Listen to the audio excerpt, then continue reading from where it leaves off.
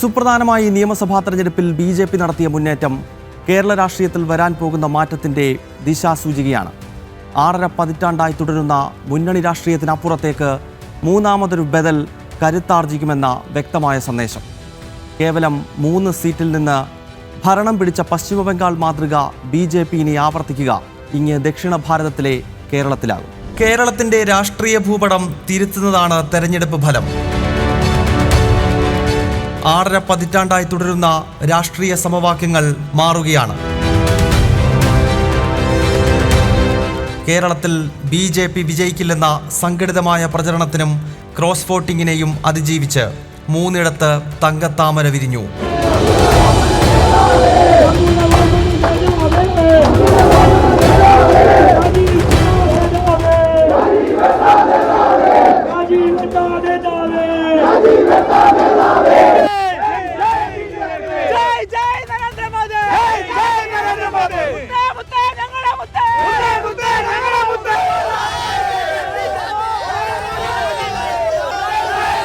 നേമത്ത് കഴിഞ്ഞ തവണ CPM-ഉം കോൺഗ്രസും ചേർന്ന് പൂട്ടിച്ച അക്കൗണ്ട് രാജീവ് ചന്ദ്രശേഖർ വീണ്ടും തുറന്നു. SDPI ഉൾപ്പെടെയുള്ള ഭീകര സംഘടനകളുടെ പിന്തുണ തേടി നേമത്ത് BJP-യെ പരാജയപ്പെടുത്താൻ പഠിച്ച പണി 18 മുന്നണികൾ നോക്കിയെങ്കിലും നേമത്തുകാർ രാജീവ് ചന്ദ്രശേഖറിനെ തങ്ങളുടെ MLA-ആയി മനസ്സിൽ പ്രതിഷ്ഠിച്ചു കഴിഞ്ഞിരുന്നു. CPM-ന് ഒരു അവസരം കിട്ടില്ല. കാരണം 10 കൊല്ലം ജനങ്ങളെ ദ്രോഹിച്ച് അത് ശബരിമല കൊള്ളയാണോ അഴിമതിയാണോ അവർ ഇങ്ങനെയെല്ലാം ചെയ്ത് എങ്ങനെയാണ് അവർ തുടരുമെന്ന് പറഞ്ഞ് നടക്കുന്ന സാഹചര്യം. അത് നടക്കില്ല എന്ന് ഞങ്ങൾ ആദ്യം പറഞ്ഞതാണ്. ഈ ഇലക്ഷൻ കൃത്യമായി നിങ്ങളെല്ലാവരും പരിശോധിച്ച് പഠിച്ചാൽ, ഇതിനൊരു പഠനം നടത്തിയാൽ ഇതൊരു CPM ഇലക്ഷനായിരുന്നു, ഒരു ഇൻകംബൻസി ഇലക്ഷനായിരുന്നു. വാഹനമല്ല, ഞങ്ങളെല്ലാം ഒരുമിച്ച് ഈ നാടിനെ നന്നാക്കാനും സംസ്ഥാനത്തെ നന്നാക്കാനും ജനങ്ങളുടെ പ്രശ്നങ്ങൾ പരിഹരിക്കാനും ഒരു വികസനത്തിൻ്റെ ഒരു രാഷ്ട്രീയം കൊണ്ടുവരാനാണ് ഞങ്ങൾ ഒരുമിച്ച് ഇനി അധ്വാനിക്കാൻ പോകുന്നത്. അത് മേയറും ഡെപ്യൂട്ടി മേയറും MLA-മാരും സെൻട്രൽ ഗവൺമെൻറ്റിൻ്റെ മന്ത്രിമാരും എല്ലാം ഒരുമിച്ച് നമ്മളൊരു വികസിത കേരളത്തിന് വേണ്ടി പ്രവർത്തിക്കും, അധ്വാനിക്കും.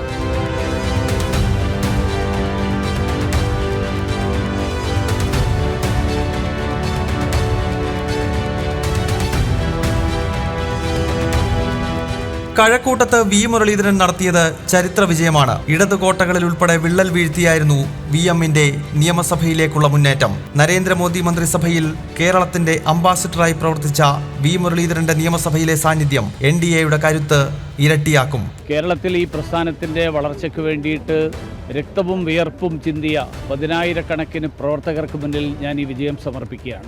ഈ തെരഞ്ഞെടുപ്പ് കഴിഞ്ഞ 10 വർഷക്കാലം ഭരിച്ച CPM സർക്കാരിനെതിരായിട്ടുള്ള വളരെ വ്യക്തമായിട്ടുള്ള ജനവിധിയാണ്. കഴക്കൂട്ടം പ്രദേശത്തിൻ്റെ വികസനത്തിന് വേണ്ടി പ്രധാനമന്ത്രി നരേന്ദ്രമോദിജിയുടെ സ്വപ്ന സാക്ഷാത്കാരത്തിന് വേണ്ടി പ്രവർത്തിക്കാൻ ഒരു സേവകൻ എന്നുള്ള നിലയിൽ ജനങ്ങളോടൊപ്പം അവരുടെ സുഖത്തിലും ദുഃഖത്തിലും കൂടെ ഉണ്ടാവുക എന്നുള്ളതാണ് എന്നിൽ ഏൽപ്പിച്ചിട്ടുള്ള ദൗത്യമായിട്ട് ഞാൻ കണക്കാക്കുന്നത്.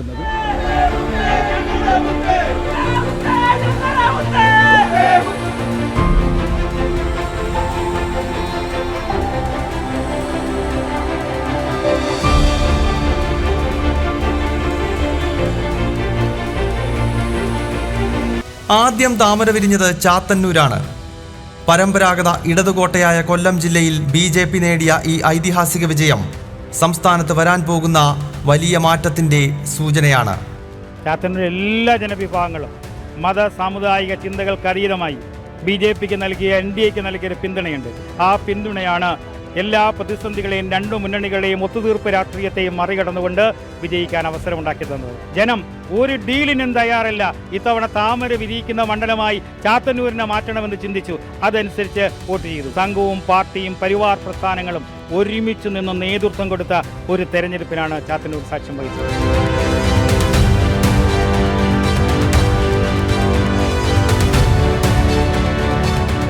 നേമത്തിനും കഴക്കൂട്ടത്തിനും ചാത്തന്നൂരിനുമൊപ്പം കൂട്ടിവായിക്കേണ്ട മറ്റു ചില പ്രകടനങ്ങൾ കൂടിയുണ്ട്. സംസ്ഥാനത്തെ 6 നിയമസഭാ മണ്ഡലങ്ങളിൽ BJP 2ാം സ്ഥാനത്തെത്തിയിരിക്കുന്നു. 2031 നിയമസഭാ തെരഞ്ഞെടുപ്പിൽ നിർണായക ശക്തിയായി BJP വളരുമെന്ന് ഈ കണക്കുകൾ വിരൽ ചൂണ്ടുന്നു. മഞ്ചേശ്വരത്ത് K. Surendran, Kasaragod ML Ashwini, Palakkad Shobha Surendran, മലമ്പുഴയിൽ C. Krishnakumar, തിരുവല്ലയിൽ അനൂപ് ആന്റണി, ആറ്റിങ്ങലിൽ P. സുധീർ എന്നിവർ 2ാം സ്ഥാനത്തെത്തി. 2031 ഈ മണ്ഡലങ്ങളിൽ BJP വിജയം ഉറപ്പിച്ചു കഴിഞ്ഞു. വികസിത കേരളം എന്നുള്ള മുദ്രാവാക്യം ഈ കേരളത്തിൽ കഴിഞ്ഞ ഒരു വർഷമായിട്ട് ഉയരുന്ന മുദ്രാവാക്യമാണ്. ആ മുദ്രാവാക്യമായിരുന്നു ഈ അസംബ്ലി തെരഞ്ഞെടുപ്പിൻ്റെ ഏറ്റവും വലിയ മുദ്രാവാക്യം. അതുതന്നെയായിരുന്നു. മാറാത്തതിന് മാറുമെന്നുള്ള BJPയുടെ മുദ്രാവാക്യം കൊച്ചുകുട്ടികൾ പോലും ഏറ്റെടുക്കുന്ന സാഹചര്യമുണ്ടായി. അതിലൂടെ ഞങ്ങൾക്ക് ഇന്ന് 3 MLA-മാരെ ജയിപ്പിക്കാൻ സാധിച്ചു. 3 MLA-മാരെ മാത്രമല്ല ജയിപ്പിക്കാൻ സാധിച്ചിരിക്കുന്നത്. 30 അസംബ്ലി സീറ്റുകളിൽ 20% വോട്ട് നേടാൻ BJPക്ക് സാധിച്ചു. അതിൽ 9 സ്ഥലത്ത് BJPക്ക് 30%-ലേറെ വോട്ടുണ്ട്. 7 സ്ഥലത്ത് 25%-ലേറെ വോട്ടുണ്ട്. BJP മത്സരിച്ച മണ്ഡലങ്ങളിൽ 80% സ്ഥലങ്ങളിലും വലിയ മുന്നേറ്റം BJPക്ക് സൃഷ്ടിക്കാൻ സാധിച്ചു. NDA ഘടകകക്ഷികൾ മത്സരിച്ച മണ്ഡലങ്ങൾ, BDJS മത്സരിച്ച മണ്ഡലങ്ങൾ, ആ മണ്ഡലങ്ങളിൽ 2021-നേക്കാൾ വലിയ മുന്നേറ്റം ആ മണ്ഡലങ്ങളിൽ ഉണ്ടാക്കാൻ സാധിച്ചു. 2020 പുതിയ ഘടകകക്ഷിയാണ്. അവർ മത്സരിച്ച മണ്ഡലങ്ങളിലും മുമ്പ് 2021 ആ മണ്ഡലങ്ങളിൽ ലഭിച്ചതിനേക്കാൾ വലിയ മുന്നേറ്റം ആ ഘടകകക്ഷി 2020 മത്സരിച്ച മണ്ഡലങ്ങളിലും സൃഷ്ടിക്കാൻ സാധിച്ചു.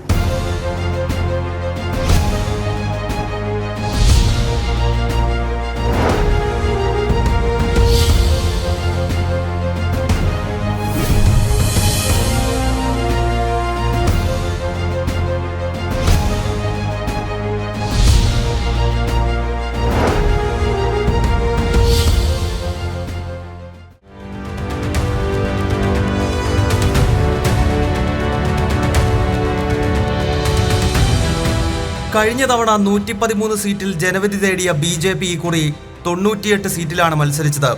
NDA വിപുലീകരണത്തെ തുടർന്ന് ചില മണ്ഡലങ്ങൾ 2020-ക്ക് കൈമാറിയിരുന്നു. മത്സരിച്ച സീറ്റുകളുടെ എണ്ണം കുറഞ്ഞപ്പോഴും BJPക്ക് ആകെ ലഭിച്ച വോട്ട് കൂടി.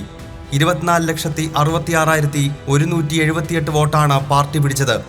അതായത് 1,11,710 വോട്ടുകൾ കൂടുതൽ കിട്ടി. BJP സ്ഥാനാർത്ഥികൾക്ക് ശരാശരി 25,165 വോട്ട് കിട്ടി. 2021 ഇത് 20,836 BJP നിർണായക ശക്തിയായി മാറിയ തെരഞ്ഞെടുപ്പിൽ ഏറ്റവും കൂടുതൽ വോട്ട് നേടിയത് മഞ്ചേശ്വരത്ത് K. സുരേന്ദ്രനാണ്. 68,287. 2016-ൽ 89 വോട്ടുകൾക്കും കഴിഞ്ഞ തവണ 745 വോട്ടിനും മാത്രം നഷ്ടപ്പെട്ട മണ്ഡലം ഈ തവണ BJP ഉറപ്പിച്ചതാണ്. പക്ഷേ CPM മുസ്ലിം ലീഗിന് വോട്ട് മറിച്ച് K. സുരേന്ദ്രനെ പരാജയപ്പെടുത്തി.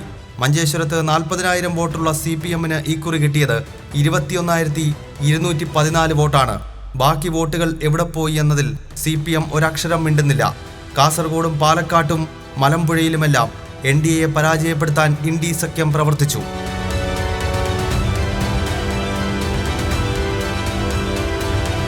ക്രൈസ്തവ വിശ്വാസികൾ നിർണായക ശക്തിയായ വടക്കുകിഴക്കൻ മേഖലയിലെ 8-ൽ 7 ഭരണം BJP നേതൃത്വം നൽകുന്ന നോർത്ത് ഈസ്റ്റ് ഡെമോക്രാറ്റിക് അലയൻസ് ആണ്. 25% മുകളിൽ ക്രൈസ്തവരുള്ള ഗോവയിൽ വർഷങ്ങളായി ഭരണം BJPയും. കേരളത്തിലും ഇപ്പോൾ ക്രിസ്ത്യൻ ഔട്ട്റീച്ച് ഫലം കണ്ടു തുടങ്ങിയിട്ടുണ്ട്.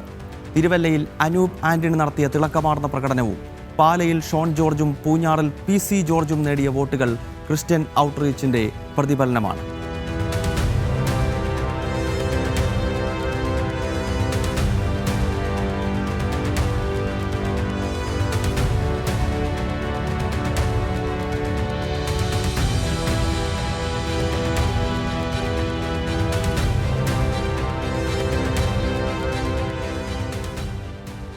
BJPയുടെ ക്രിസ്ത്യൻ ഔട്ട്റീച്ച് ഫലം കാണുന്നതിന്റെ സൂചനയാണ് തിരുവല്ലയിൽ അനൂപ് ആന്റണിയുടെ മിന്നുന്ന പ്രകടനം. 2021-ൽ 22,674 വോട്ടിൽ നിന്ന് 43,178 വോട്ടിലേക്കാണ് BJPയുടെ വളർച്ച.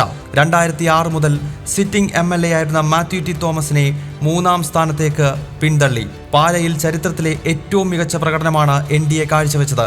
35,304 വോട്ട് പിടിച്ച ഷോൺ കേരള കോൺഗ്രസിന്റെ തട്ടകത്തിൽ BJPയുടെ വരവറിയിച്ചു കഴിഞ്ഞു. എൻ്റെ സ്വന്തം മണ്ഡലമായിട്ടുള്ള തിരുവല്ല എടുത്തു പറയേണ്ട മണ്ഡലമാണ്. കാരണം ഒരിക്കലും ആദ്യമായിട്ടാണ് തിരുവല്ലയിലെ BJP 2-ാം സ്ഥാനത്ത് വരുന്നത്. ഒരു വലിയ ന്യൂനപക്ഷ വിഭാഗമുള്ളൊരു മണ്ഡലമാണ് തിരുവല്ല. അങ്ങനെയുള്ള ഒരു തിരുവല്ലയിൽ പോലും ഇത്രയും മുന്നോട്ട് വരാൻ BJPക്ക് സാധിച്ചിട്ടുണ്ടെങ്കിൽ അത് തീർച്ചയായിട്ടും വരാൻ പോകുന്ന കേരളത്തിൻ്റെ രാഷ്ട്രീയമാണ് കാണിക്കുന്നത്.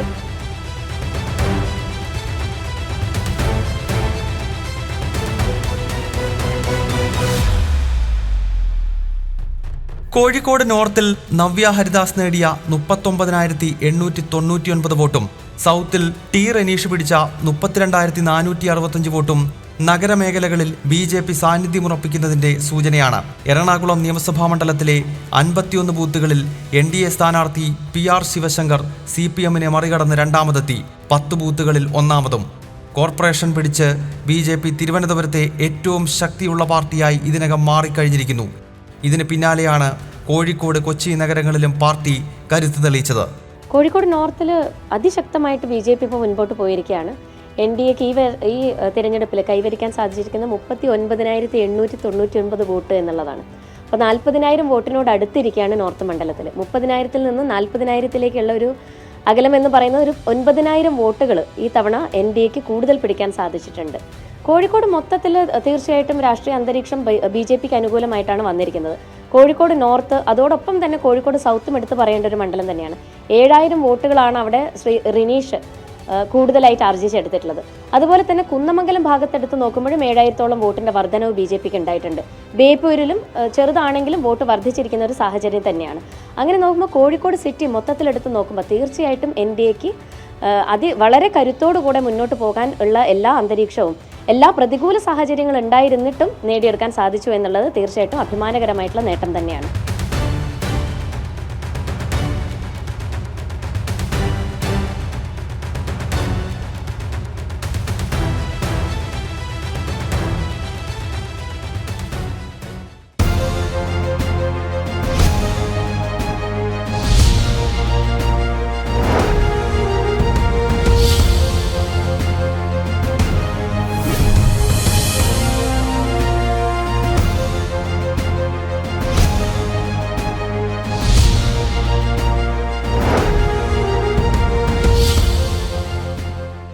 BJP വർഗീയ പാർട്ടിയാണെന്ന ഇടത് വലത് മുന്നണികളുടെ ആരോപണത്തെ രാജീവ് ചന്ദ്രശേഖർ പ്രതിരോധിച്ചത് വികസിത കേരളം എന്ന മന്ത്രം മുന്നോട്ട് വെച്ചാണ്.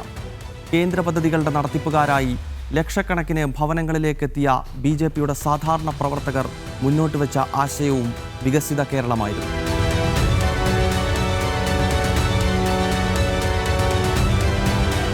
വികസിത കേരളം, മാറാത്തത് ഇനി മാറും എന്നീ 2 മുദ്രാവാക്യങ്ങളാണ് ഈ തെരഞ്ഞെടുപ്പിൽ BJP ഉയർത്തിയത്. കേരളത്തിലും ഡബിൾ എഞ്ചിൻ സർക്കാരിന്റെ ആവശ്യകത ജനങ്ങളെ ഓർമ്മപ്പെടുത്തിക്കൊണ്ടേയിരുന്നു.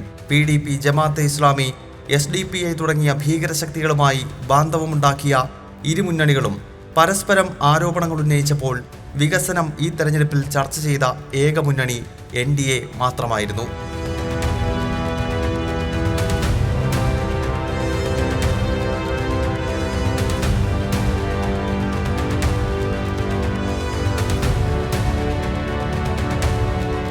രണ്ടായിരത്തി 2024 ലോക്സഭാ തെരഞ്ഞെടുപ്പ് ഒരു തുടക്കം മാത്രമായിരുന്നു. K. സുരേന്ദ്രന്റെ നേതൃത്വത്തിൽ 20% വോട്ട് നേടിയ BJP തൃശൂരിൽ സുരേഷ് ഗോപിയിലൂടെ വിജയിച്ചു കയറി.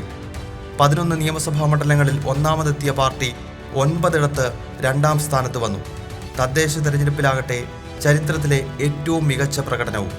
2024 പാർലമെൻറ്റ് തെരഞ്ഞെടുപ്പിൽ BJP 20% വോട്ടും ഒരു MP-യുമുള്ള പാർട്ടിയായിട്ട് മാറി.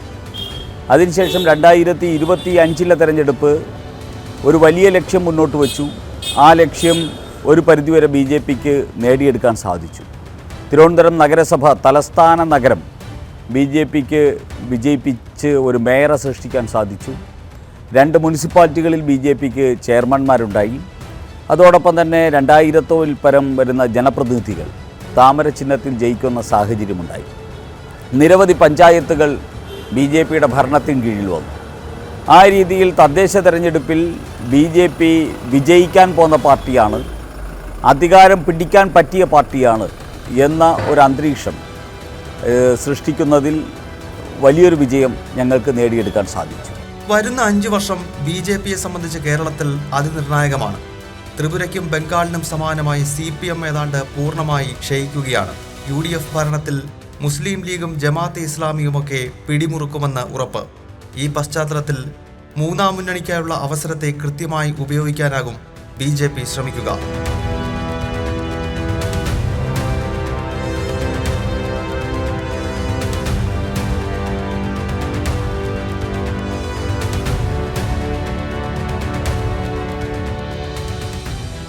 ഇനി വരാൻ പോകുന്ന 5 വർഷം, ഈ 5 വർഷം കേരളം കണ്ടിട്ടുള്ളതിൽ വെച്ച് ഏറ്റവും അഴിമതിയിൽ കുളിച്ച് കറപ്റ്റ് ആകാൻ പോകുന്ന ഒരു ഗവൺമെൻറ് ആയിരിക്കും UDFൻ്റെ ഗവൺമെൻറ്. കാരണം അവരുടെ സ്വതസിദ്ധമായിട്ടുള്ളൊരു സ്വഭാവം അങ്ങനെയാണ്.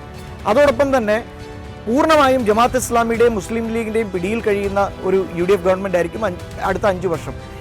അതുകൊണ്ട് UDFന് വോട്ട് ചെയ്തിട്ടുള്ള ഹൈന്ദവരാണെങ്കിലും ക്രൈസ്തവരാണെങ്കിലും എല്ലാ വിഭാഗത്തിലുള്ള ആളുകളും അവർക്ക് തെറ്റുപറ്റി എന്ന് തോന്നാൻ പോകുന്ന രീതിയിലുള്ള 5 വർഷങ്ങളായിരിക്കും കടന്നു പോകാൻ പോകുന്നത്.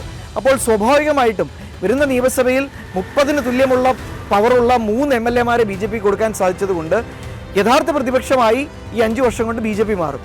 അതുകൊണ്ട് വരാൻ പോകുന്ന തെരഞ്ഞെടുപ്പിൽ 2031 തെരഞ്ഞെടുപ്പ്, അതിന് മുമ്പ് തെരഞ്ഞെടുപ്പ് നടക്കുവാണെങ്കിൽ അങ്ങനെ ആ തെരഞ്ഞെടുപ്പിൽ അധികാരത്തിലെത്താൻ പോകുന്നത് മറ്റാരുമായിരിക്കത്തില്ല, ഭാരതീയ ജനതാ പാർട്ടി ആയിരിക്കും. കാരണം ഇതിന് നേരത്തെ പറഞ്ഞ 2 വലിയ ഘടകങ്ങൾ അതിന് അനുകൂലമായിട്ടുണ്ട്. ഒന്ന്, ഇടതുപക്ഷം എന്ന് പറയുന്ന സംഘടന ഇതോടുകൂടി പിണറായിയോടുകൂടി ഈ ഇടതുപക്ഷം അവസാനിച്ചു എന്നുള്ളത് ഒന്നാമത്തെ വസ്തുത. അവർക്കിന്ന് സംഘടനയില്ല, താഴെത്തട്ടിൽ പ്രവർത്തകരില്ല, കാഡറിനൊക്കെ പേരിന് മാത്രമേ ഉള്ളൂ, ഒന്നുമില്ല അവർക്ക്. 2, 5 വർഷത്തെ UDFൻ്റെ ഇതുവരെ കണ്ടിട്ടുള്ള കേരളം കണ്ടിട്ടുള്ളതിൽ വെച്ച് ഏറ്റവും മോശമായൊരു ഗവൺമെൻറ് ആയിരിക്കും UDFൻ്റെ വരാൻ പോകുന്നത്. അതിൻ്റെ ഏറ്റവും വലിയ സൂചനകൾ കഴിഞ്ഞ 2-3 ദിവസമായിട്ടുള്ള അവർ തമ്മിൽ തലത്തിൽ കാണാനുണ്ട്. സംസ്ഥാനത്തെ 14 റവന്യൂ ജില്ലകളെ 30 സംഘടനാ ജില്ലകളാക്കി നടത്തിയ പരീക്ഷണം കേരളത്തിലും വിജയകരമായി. നിയമസഭാ മണ്ഡലങ്ങളെയും 2ആയി വിഭജിച്ചിരുന്നു. 2029 ലോക്സഭാ തെരഞ്ഞെടുപ്പിനായുള്ള പ്രവർത്തനങ്ങൾ ഉടൻ ആരംഭിക്കും. 2031 മുന്നിൽ കാണുന്നത്. കോൺഗ്രസ് ലീഗ് സർക്കാരിനെതിരെ ക്രിയാത്മക പ്രതിപക്ഷമായി മാറി വരുന്ന നിയമസഭാ തെരഞ്ഞെടുപ്പിൽ കേരളത്തിന്റെ ഭരണം പിടിക്കുകയാണ് BJPയുടെ പ്രഖ്യാപിതമായ അജണ്ട.